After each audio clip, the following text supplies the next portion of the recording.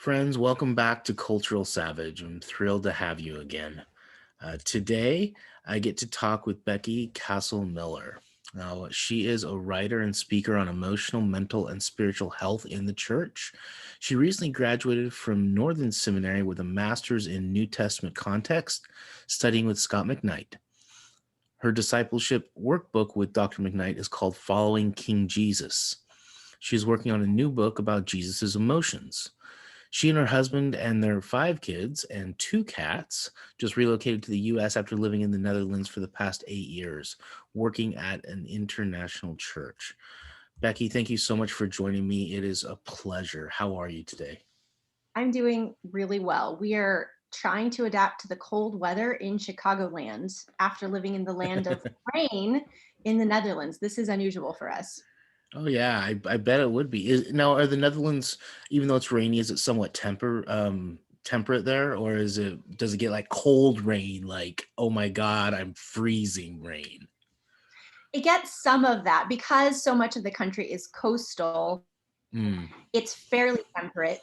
It rains most of the year. And during the winter months, it does get driving cold rain. And the thing is that people cycle everywhere. It's bicycles everywhere, dedicated bike lanes, bikes get their own stoplights. Bike culture is serious. The first 5 years we were there, we did not have a car. So we yeah. bikes everywhere. And even after we got one car, it was my husband's work car. And so we still continue every day. I cycled the kids to school. So on those cold winter days when it was pouring, freezing rain, you just had to go cycle in it and just get soaked and cold and dry. Wow.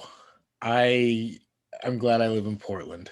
It doesn't get quite that bad there or here, so that's fantastic. I feel for you because I've had to be out in that before in Utah, and it's not pleasant. It's not pleasant at all. So Not, but I miss it desperately. We brought, so in our shipping container, when we moved overseas over here back to the States, we brought 17 bicycles for our family of 7 because most people have at least 3 bikes of different types. yeah. Um, so we've tried to cycle around Wheaton, and like drivers will roll down their window and yell at us, even though we're following the road laws. They're just not used to dealing with cyclists on the road. So that's been a real bummer. Yeah, I'm so sorry. Well, now you're a new friend. I mean, I followed you a little bit on Twitter for a while, but I don't know that much about you. And so our listeners would know. You shared a little bit of your story about living in the Netherlands and such, but would you just share a little bit about who you are, how you got to where you are, just some of your story for us? Sure. I grew up as a pastor's kid. My dad was a civilian pastor and then he became an army chaplain. So I'm both a military brat and a PK. Okay. So lots of scrutiny all around all my life. So I've moved a lot. I've moved over 30 times in my life. I'm 39 years old now, and that's a lot of moves. Yeah. And actually, I'm not sure if that counts our newest move from Maastricht in the Netherlands to Wheaton. I need to add another one to that total. Um, so I was very um, rootless growing up in a lot of ways, though it helped me be close to my immediate family. My parents homeschooled us, which worked well because we were moving so often that we actually got consistency in education that we wouldn't have. I mean, the year that I lived in Germany, I would have been in 3 different schools in one year if we Mm, hadn't had the consistency of homeschooling. So there were benefits to homeschooling, but also the downsides of being mired in this super fundamentalist homeschool culture of the 80s and 90s, purity culture on steroids and legalism and uh, Bill Gothard's influence, James Dobson's influence, uh, Joshua Harris's influence. Um, so while I've been a follower of Jesus since I was 4 years old, I feel like I didn't really understand the freedom and the expansiveness of Christianity until I became a young adult. Even though I was able to experience a lot of different Christian faith traditions in the different churches we were involved in, which I'm really grateful for. That sort of legalism thread ran through it. I think because of like the curriculum we were using and the conferences we were going to, not through any fault of my parents. Um, so in my 20s, when I started having children, I had undiagnosed postpartum depression. mm, I think was exacerbated by the emotional suppression that I had been taught my entire life. Yeah. I didn't know what to do with it. Thankfully, a friend pointed me to proper therapeutic care, and I got on antidepressants and I started seeing a counselor, and it radically changed my life for the better. And in the process, I started deconstructing my faith, my understanding of Christianity, and the really negative teachings about mental health and emotional health in some strands of American Christianity. So, for the past 10 to 12 years, I've been learning everything I can about mental health, about emotional health, and about how to have a healthy approach to our relationship with Jesus that involves our whole body, our whole selves, where we're not just spiritually healthy and yet ignoring all of the ways that God created our bodies to function, learning about how trauma affects our bodies, learning how abuse affects our bodies, and how emotional suppression affects our bodies. And so in the process, as I've been learning, I've been trying to teach that. It was a big emphasis in my pastoral work in the Netherlands, was providing pastoral care to abuse survivors, to people struggling with mental health crises, preaching about that, and supporting people, and training my small group leaders to be aware of those issues. So then I started training Bible study leaders across Europe on discipleship, and always trying to inject mental and emotional health into those conversations.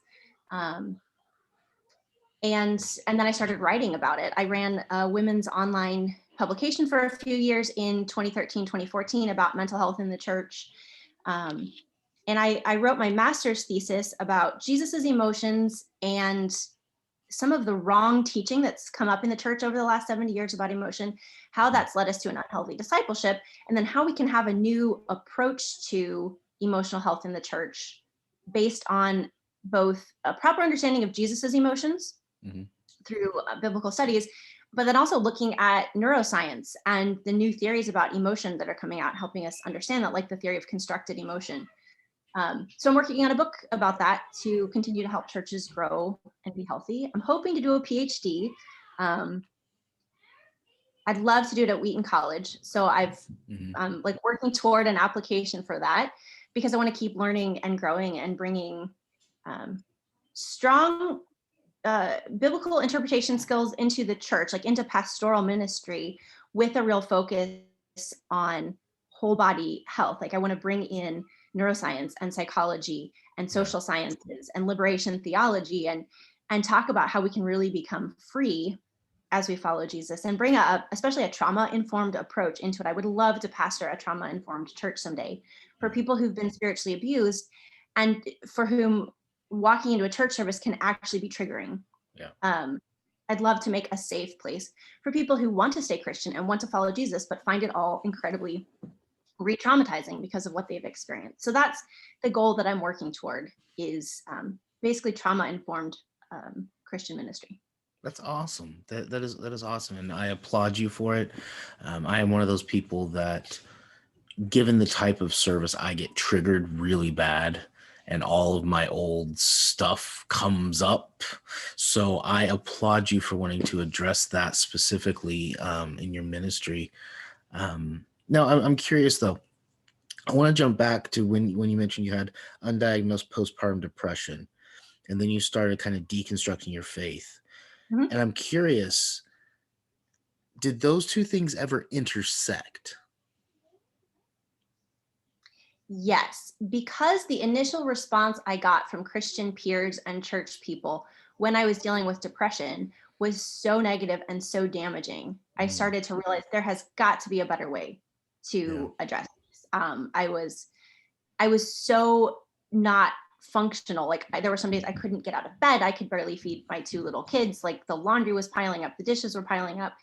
um, God bless my sister-in-law who came over and like helped us survive by taking care of household stuff. And yeah, God bless my paying her to help us with that.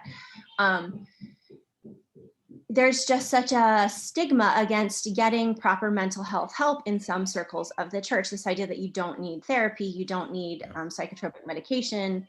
Um, so I'm just really grateful that I had some Christian friends who had been to see therapists, and who had tried antidepressants and were able to talk me through that and convince me that that's what I needed. So I started to see this disconnect between what people really need to be healthy and then the church actually keeping people from Yeah. getting healthy. And I also started reading a blog about from someone who had gone through a ministry internship that ended up having some really abusive impacts. And as she deconstructed the teachings there, I started realizing things I had been taught that were similar about Mhm. suppressing our emotions and um, really taking Paul's instruction to beat our bodies and make them our slaves, like really out of context and like super gross physical, almost like self-torture to be more spiritual. Yeah. Um, extreme fasting and things like that. So as I started to read her deconstruction, it gave me concepts and vocabulary for things I had experienced but didn't have words for. Mm. And so that whole process of like deconstructing Christian teaching as it intertwined with mental and emotional health, I mean, those were inseparable for me. It was all part of the same process. That's really interesting. Yeah. I know for myself, when I started deconstructing, I was in my 20s, but I was also undiagnosed bipolar 2. So a lot of my deconstruction revolved around my emotional state of the whole like, I'm like the psalmist because God, where are you? You're so far away. Oh, God, thank you for being so close and having to deconstruct that stuff. So I'm so glad to hear that you had people that were there um, to just kind of guide you a little bit. Um, I'm curious though about suppressing emotions. Mhm. I know that very well, both from my spiritual upbringing and from just my family context. Um, but I'm curious, what does that do to our body? Can we be spiritually okay? Two-part question. What does suppressing emotions do to our body? And can we actually be spiritually healthy if we are suppressing our emotions? Those are great questions. And I will try to not rabbit trail too much so that I can make sure I get back and actually answer them. But let's take a step to the bigger picture, a step broader, and talk about what emotions are. Okay. Is that okay? Yes, go. Yes. Okay. So, the latest neuroscience theory about emotions is coming from Dr. Lisa Feldman Barrett. And people can read her book, How Emotions Are Made, which is a science book written for non scientists. I found it pretty Mm. easy to read as a non scientist. And now, this is a theory, but she's done a lot of experiments over the past 20 years with her social science lab. So it seems to be a really plausible, repeatable, reproducible idea. Yeah. Um, so her idea of constructed emotion is that emotions are the meaning that our brains make out of our sensation. Okay. So the classical view of emotion was that emotions were inborn, innate, uncontrollable urges that were opposed to rationality, Hmm. and that they needed to be like bridled by our rationality. We need to, control our emotions with our rationality. This goes back to the Greek philosophers. Right. But there's also the idea of universal emotion tied into that all people in all places and cultures experience emotion the same way, and that there are parts of our brain that are hardwired for certain emotions. Hmm. So that's the classical view. And she spends the first few chapters of her book debunking that idea, showing how she couldn't reproduce these experiments that led to this idea. And that started to lead her to this new theory of constructed emotion. Hmm. The idea of constructed emotion is that our brains take all the pieces of our past experience, the language that we know around emotion, the cultural concepts we've been taught and absorbed from our culture about how it's appropriate to express emotion or not express emotion, our past experiences, what we're predicting about the future in the moment. Hmm. Because our brains spend a ton of their time on prediction. And then we take all of that, including our body's sensations. So maybe a beating heart, a thumping heartbeat, or butterflies in your stomach, or a chill on the back of your neck, or goosebumps, any of those physical sensations that you're having. And our brain in that moment constructs an instance of emotion. Okay. So two people with two different personalities and experiences could take the same sensation, let's say butterflies in the stomach. One person might construct an instance of nervousness, Mm-hmm.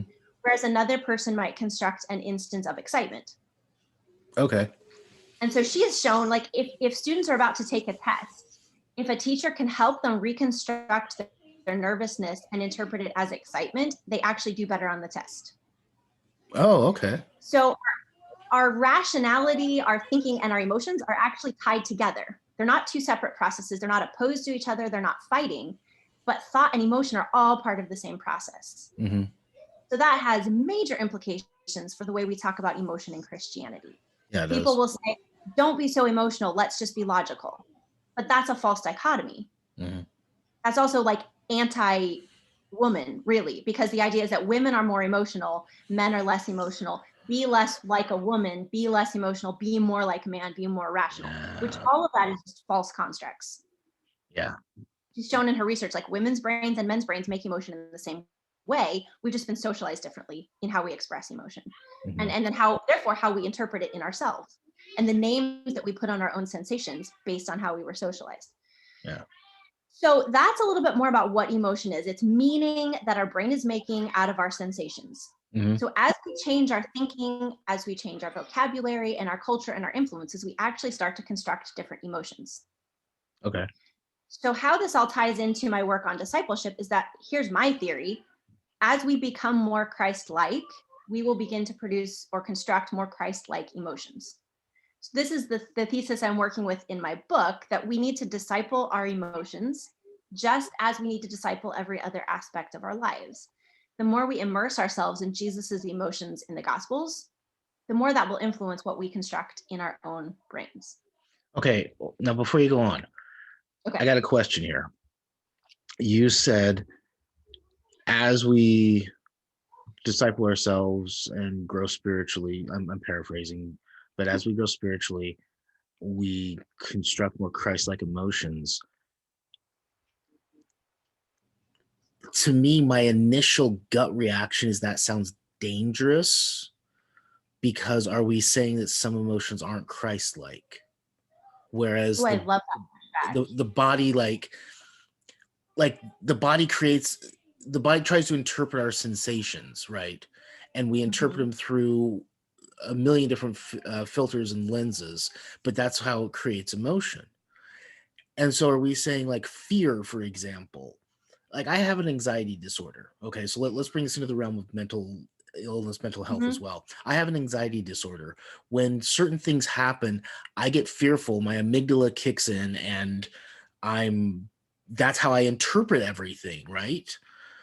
So, and then it says, Jesus always says, don't fear. The gospels say don't, or the epistles say don't be anxious. Is this saying that those emotions are not Christ-like? That is such a good question. I am really glad you asked that. That's not something that I've asked myself, and that is a really important thing that I need to consider. I'm my brain's like starting to revise a chapter right now as you're saying that. That's absolutely not what I'm trying to say, but you're right that it can come across that way, and I'm glad that you got that. I think that emotions are morally neutral. I don't think that emotions are good or bad. Okay. I actually don't like to use positive or negative emotion as a terminology. I prefer to use comfortable and uncomfortable emotion. Ooh, that's good. I don't like to consider any emotion bad or negative because I don't think that's true. Our emotions are telling us true things about what's going on inside of us. Mm-hmm. And a really good resource for someone who wants to explore that idea more is a book called The Wisdom of Your Heart by Mark Alan Shelsky. Yes, I love his book. I love it. Such a great book. I love that book. I wish I had written that book, but Mark did such a good job on it. He talks a lot about how emotions are telling us the truth about what's going on inside of us, and that our hearts have that wisdom that we need to listen to and pay attention to. Our emotions are giving us important information. Now, the caveat on that is the information we're working from can be wrong, and therefore the emotion we're constructing in the moment can be wrong. If we think someone betrayed us and we're angry, our emotion is true and right and telling us that we're upset about betrayal. but it may be kind of a moot emotion because it's not based on that our friend didn't actually betray us. Right. We're either But missing pieces of information or wrongly interpreting pieces of information. but it's not the emotion that's wrong. It's just the facts that led to the emotion that's wrong. Like the emotion Right. itself is not wrong. So his book is excellent on the moral neutrality and the importance and wisdom of our emotions. Okay, so I don't think that emotions are bad. I don't think that emotions are negative.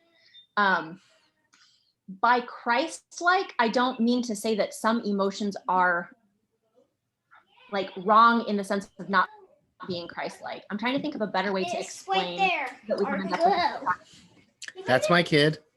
Hi. He has things. This is Hi. my wife. Hi. They make appearances on my podcast. They're guests. We Mine are interrupt. like to do that too. That's okay.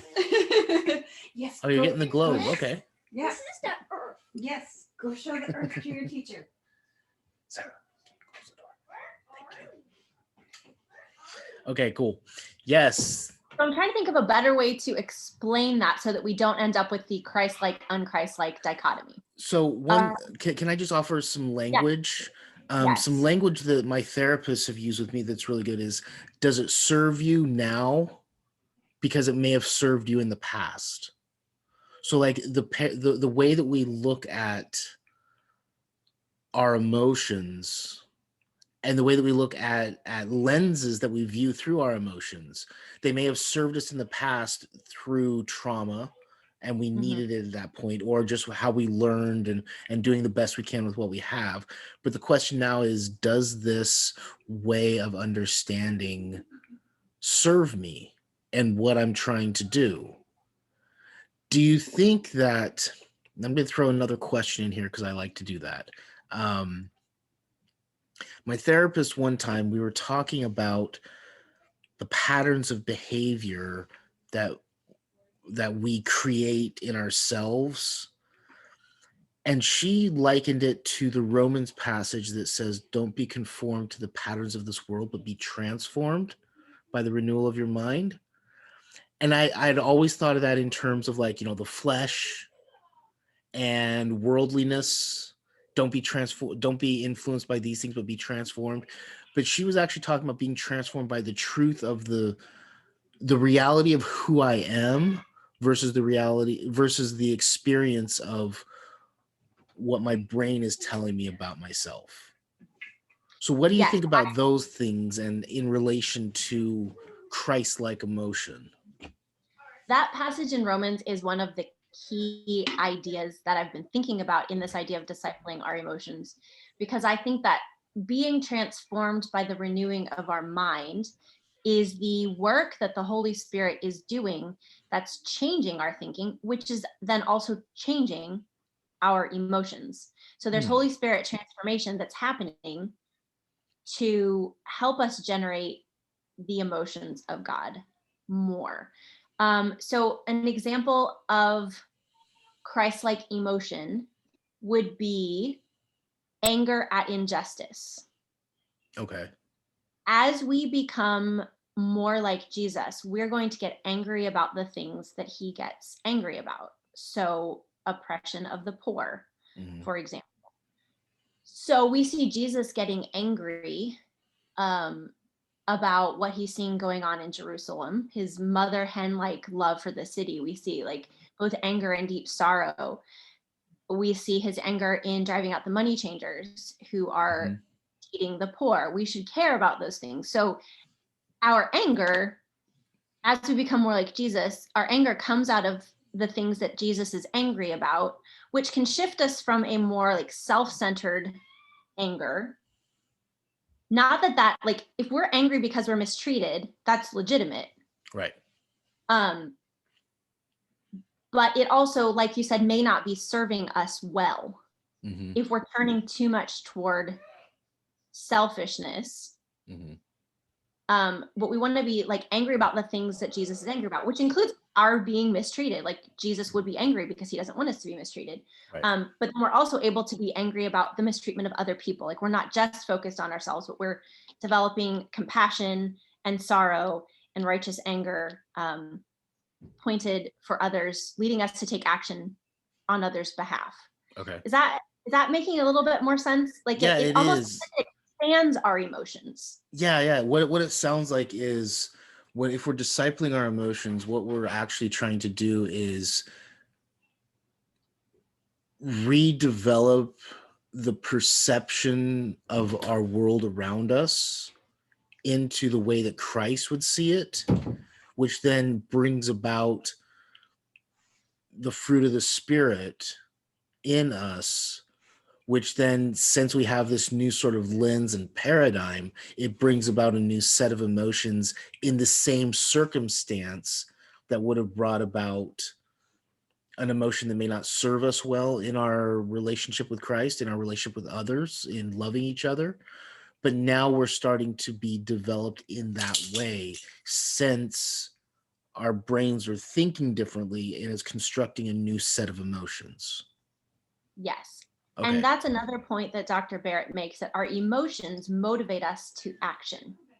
Right. Yes. Our emotions actually prepare our body to take action toward a goal. So that's, you asked earlier, like about emotions, like what is that doing inside our bodies? Mm-hmm. The emotion of fear is preparing our body to take self-defensive action. Right. You know, it's increasing our heart rate, it's increasing our breathing, we're taking in more oxygen, we're getting primed, a surge of adrenaline, we're getting primed to run or attack or whatever we need to do. So our emotions actually motivate our bodies to take action toward a goal. And in the same way, that works for us spiritually. Like if we want to obey God, we want to serve God, we want to serve our neighbor, our emotions of anger over injustice, our emotions of compassion for people who are hurting, motivate us to obey God. I feel like the idea, I can prove the idea that I learned about emotion growing up, because I've looked up the quotes in the books, was that emotions will keep us from obeying God. Right. That emotions are sinful. Tim LaHaye, in his book, The Spirit Controlled Temperament, I was just looking for it on my shelf. The Spirit Controlled Temperament, he actually calls emotions sins. He calls fear and anger sinful, like flat out calls them that in his book. That's so wrong.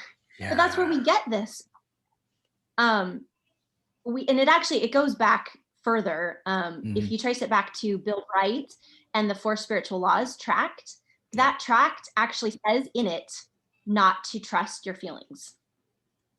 In the very gospel presentation that millions of people have gotten, they learned not to trust their feelings when it comes to their faith. So the idea was that your emotions are sinful, your emotions will lead you away from God, don't trust your emotions. But I think that's all totally wrong. I think we need our emotions to help us obey God, because they're what motivate us. Lifeless, emotionless faith is not going to be a faith of action, service, and love. Like love is an emotion. How can we love our neighbor if we have an emotionless faith? So rather than emotion keeping us from obeying God, I think it's vital to our obedience. And we see that in Jesus's life. His obedience to the Father is driven by emotion. I'm really excited for your book. I am I'm too. I'm just being like, I'm just totally, because I see what you're saying. It's not that, it's not this idea that obedience to God is somehow super spiritual. It's the idea that obedience to God is a normal everyday action. We are being motivated to it by having emotions that Jesus had in the direction that he had them. And it motivates us to do something, not just to feel happy clappy, not just to feel lament, but to actually move in the direction of the kingdom, I guess you could say, because of how we are constructing our emotions as Christ constructed emotion. Yes. I don't think that we can separate emotion from powerful Christian living. It's got to be a part of it. And that's where we see the gospel studies piece come in. I've looked at Jesus's emotional expressions, and someone who wants to really take an academic look at that, there's a book by Stephen Forvinde who it's Jesus' Emotions in the Gospels. And it's a really like dense academic. He looks at all 66 of Jesus's emotional expressions and analyzes the Greek and the cultural context. It's excellent. I want to write a little more accessible book than that, but for someone who really Yeah. wants to dig in, that's where it's at. But I've looked at Jesus's emotions, and they're wild, they're wide ranging, and they're very, very human. Mm. Jesus in his humanity is emotional, and we're created in that image. We're created in the image of God, and we're supposed to be Christ-like. So our bodies were created to be emotional. And I hate that some streams of Christianity have tried to shut us off from that beautiful gift that God gave us in our emotions. Yeah. Yeah. Okay, let me ask you this. I asked Jonathan Puddle this, but I'm curious on your perspective. Did Jesus experience trauma?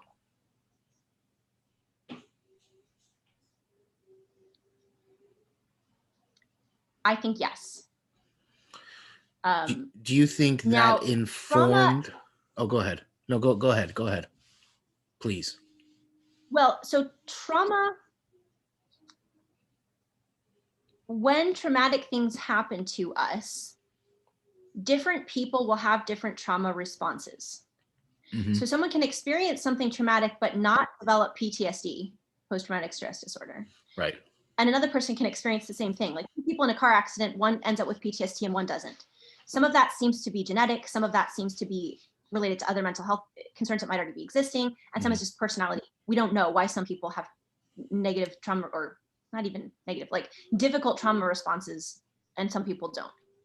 So I can't look and say that Jesus had PTSD, Right. but I can say he definitely experienced traumatic things that happened to him. As a child, it seems that he was poor and outcast and disrespected. People knew he was a bastard child. He had, no social standing, no prospects of marriage. Like, he, in some ways, was a social pariah in his hometown. He was kicked out of his hometown synagogue. People tried to kill him then. Powerful religious leaders said terrible things about and to him. All of that is incredibly traumatic. So even before you get to like the events leading up to his crucifixion, like he Right. he had a traumatic life growing up. His stepfather, his earthly father, Joseph, died at some point. So he lost a parent, was dealing with the grief of that, we can assume. He probably had vicarious trauma from watching what his mother suffered. And that's a guess. I don't know, but it's possible. Possibly the way that his siblings treated him could have been traumatic. They didn't understand who he was or believe in him, at least in his growing up years. And then he experienced the loss of his close friend, Lazarus. Lazarus seems to be one of his best friends, along with Mary and Martha. He openly grieved his friend's loss. It's traumatic to lose someone close to you, especially since it seems Lazarus was probably pretty young. Yeah. He was probably the youngest sibling. And so to see a young person die is tragic. Yeah. Then you get into, his torture, false accusations, and then a traumatic death.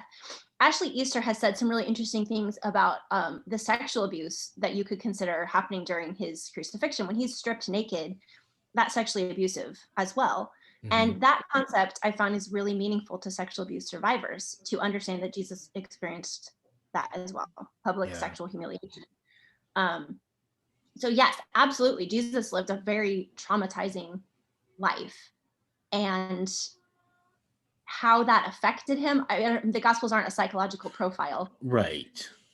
So we can't say what exactly the results of that trauma were. Let me say this. Let me frame why I asked that question. Do you think having a Christ-like paradigm for emotions is trauma informed? It should be. Why? I don't know if people will bring that to it, but I think that needs to be part of it. I think we need to understand how trauma affects the human body and then how that affects people's emotions. Because part of a trauma response in a lot of people is hypervigilance, which is like constantly being on guard to threats that may or may not actually be there. It's like interpreting normal events as threats because your body is so primed for bad things to happen. Right. That's your body trying to protect itself. Like it's doing what it should, but it makes your life very hard to live when you're hypervigilant. And then people will have outsized emotional reactions to small stimuli if they're dealing with trauma. Mm-hmm. So you might see someone blow up over something really that looks really small to you, but that's trauma affecting their emotions. So I don't think we can look at human emotion without understanding how trauma affects it. So it should affect our understanding of Jesus's emotions and our understanding of our emotions today. Because someone who's traumatized doesn't look quote unquote emotionally healthy to Right. church leaders. And they can often end up being basically punished and re-traumatized for being traumatized. Like it's a terrible cycle that I see happen in churches all the time. Oh God. Yeah. You saying that just reminds me of things that I've seen, things that I've experienced, especially when I was undiagnosed bipolar. Just, yeah. Wow. So, in light of everything we've been talking about, trauma response, emotions, emotional construct, that lovely conversation about what emotions are. What does this do to your articulation of the gospel? That's a beautiful question. Of course, my understanding of gospel is very informed by my professor, mentor, friend, Scot McKnight. Yeah. And he would define the gospel as the story of Israel culminating in the story of Jesus as king. Mm-hmm. So I already am not going to give the gospel is personal salvation and going to heaven message. Good. Thank you. Okay. The gospel is the story of Jesus. The gospels are the gospel. That's a very Scot McKnight thing to say, but I think it's very true. Mm-hmm. So my understanding of the gospel, of the story of Jesus, is that it's a very emotional story. As I tell the story of Jesus and I tell his emotions, I'm telling the gospel. I'm gospeling. Yeah. If I tell a grieving friend about Jesus's weeping with Mary over Lazarus's death, then I'm gospeling. And I'm giving them something tangible in the moment to relate to Jesus who they don't know, but I give them an emotional Jesus who understands how they feel. So I don't think I can separate emotion from what I believe the message of the gospel is.